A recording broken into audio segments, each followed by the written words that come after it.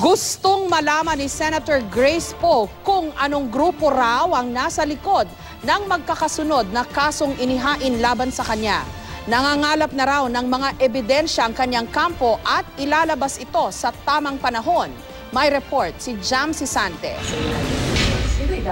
Sa kanyang pag-iikot ngayong araw sa Catanduanes, nagsalita si Senadora Grace Poe tungkol sa serye ng disqualification cases na isinampa laban sa kanya.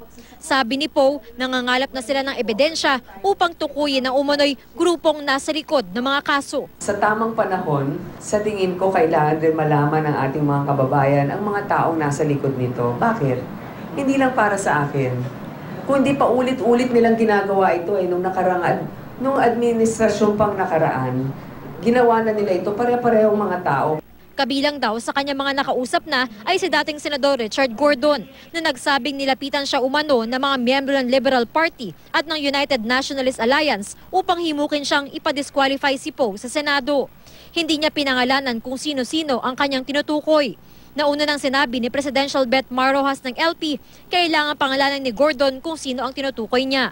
Sabihin ko sino itong tao na ito para maimbestigahan namin. Kung kinakailangan na maparusahan namin, di paparusahan. Kung kinakailangan na patalsigin namin sa partido, ay yun din po ang gagawin. Ang punto rito ay hindi naman po tama na broadcast na bato-bato sa langit, tamaan ay huwag magalit dahil wala naman pong tinutukoy. Parati na lang, member of LP.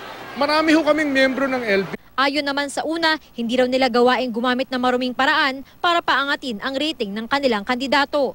Ayon pa kay Poe, Dati kaming mga kasama na hinihikayat ng grupong ito sapagkat marami silang resources at salapi na gumawa ng storya o mag-file ng storya sa tamang panahon po. Dahil utang din namin sa inyo na may lihad sa inyo ang tunay na pagkatao ng lahat, hindi lamang namin, kundi ang mga nakapaligid sa iba't ibang mga kandidato.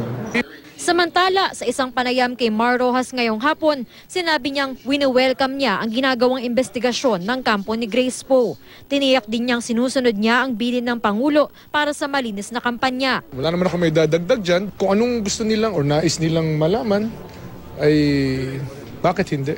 Ang kampo ni Vice President Jejomar Binay na lider ng una, tumanggi muna magkomento sa bagong pahayag ni Poe sa issue.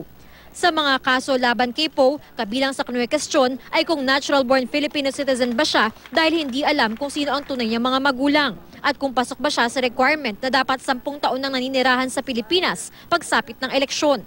Matukoy man o hindi ang kanyang tunay na magulang, naninindigan ng kampo ni Senadora Grace Poe na ang isang foundling tulad niya na natagpuan sa Pilipinas ay maituturing na natural-born Filipino citizen na maaaring tumakbo sa pagkapangulo.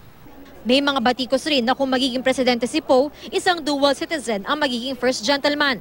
Dinepensahan ni Poe ang kanyang asawa na ipinanganak sa Amerika. Ang issue po ay sa akin naman po hindi naman po sa aking asawa.